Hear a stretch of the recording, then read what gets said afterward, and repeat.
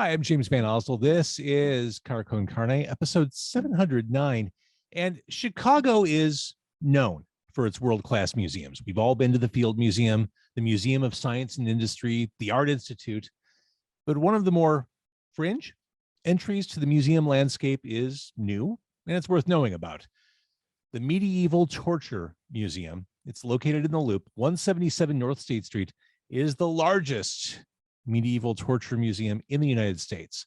I'm not sure how many are in the running for that, but the bottom line is the biggest one is right here in Chicago. Paula Malone is the museum manager for the Medieval Torture Museum, and she joins us on Carcon Carne. Hi, Paula. I've got to guess or assume that maybe this museum isn't for everyone. Is that a safe bet? I think it is a safe bet. You see Facebook comments and, you wonder, why they're even commenting. Why are they on this website? It is not for everybody. So I would hope that you wouldn't come if it's something you really don't want to see, but it is something that a lot of people want to see. It occupies a unique spot in the local landscape. I guess what's the mission or what's the vision? Why a medieval torture museum, to put it in another way? So I think the owner was looking to educate and create emotion. Europe is full of some torture museums with torture devices behind glass, and you don't really see the big picture when you just look at the torture device. So he created a place where you have mannequins being tortured and torturing. So instead of just a rope hanging from a gallows, you actually have a wax figure hanging from a gallows instead of, just the rope. So you can sort of see the terror in his eyes and see what it was like more than just a rope.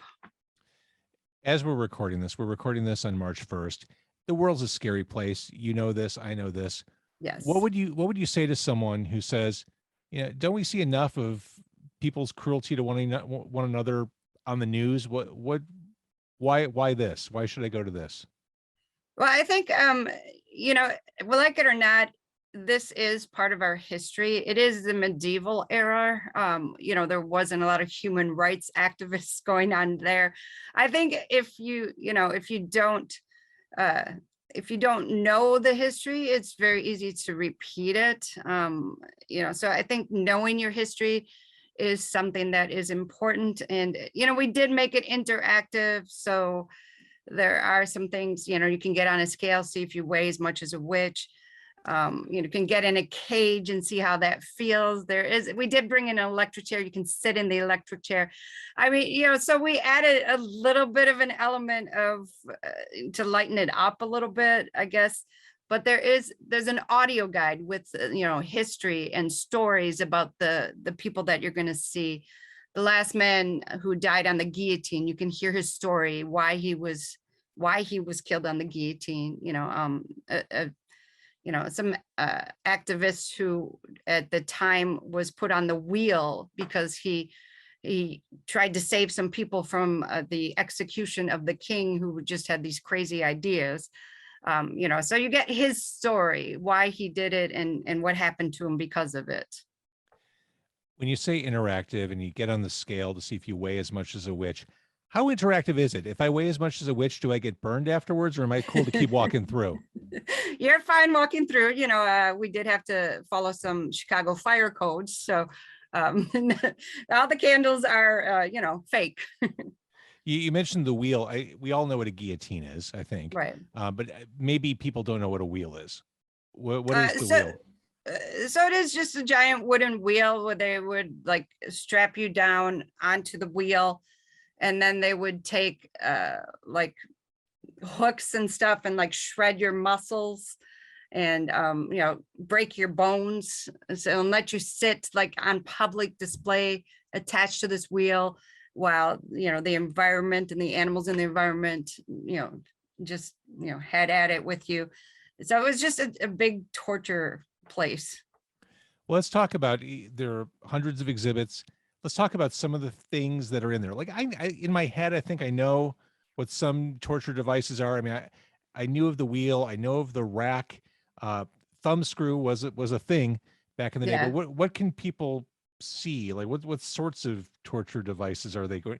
I feel macabre and demented even asking you this question. What kind of devices will people see walking through the museum?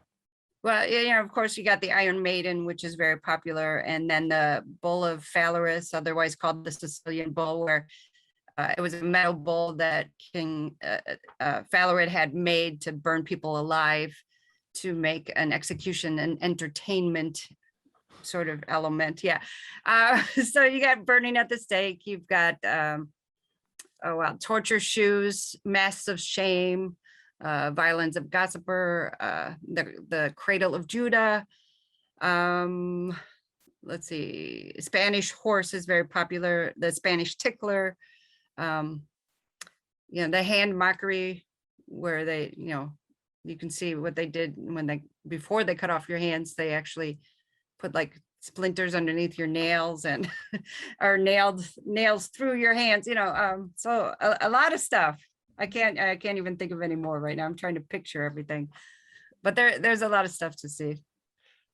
These all sound horrific, and they are horrific. They're torture devices.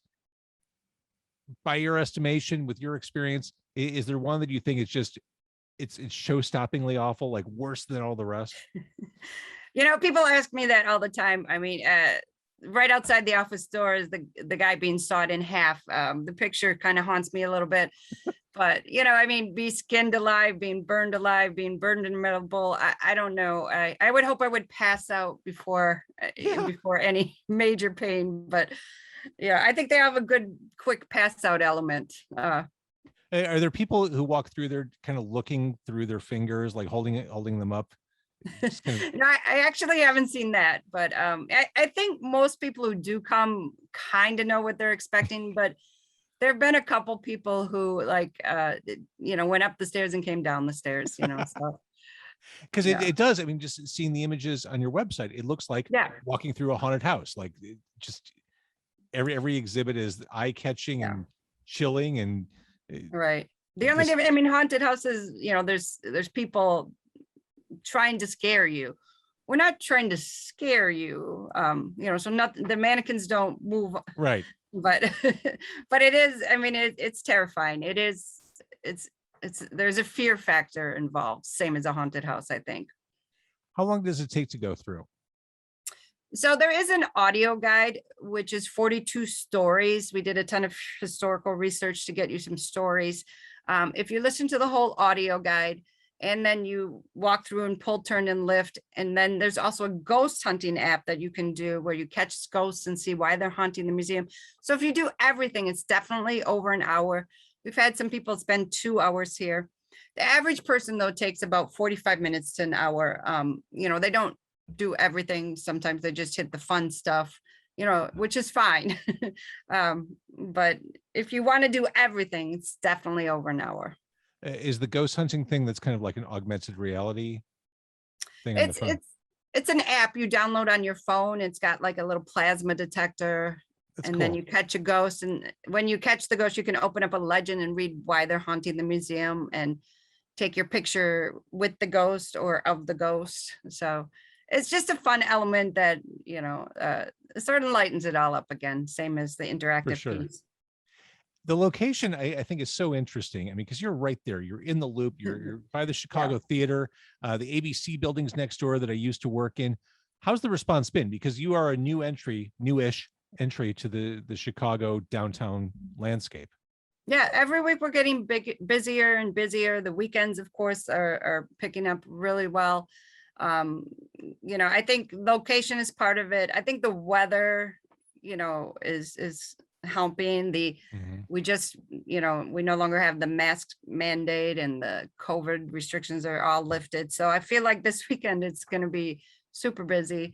So we're right on State Street. A lot of people in these hotels are just walking by, and you can see them like double take, when you're sitting at the counter, they walk back and they look at it, and then our barcode's right on the door. You can see them getting the barcode and buying tickets. So it's exciting.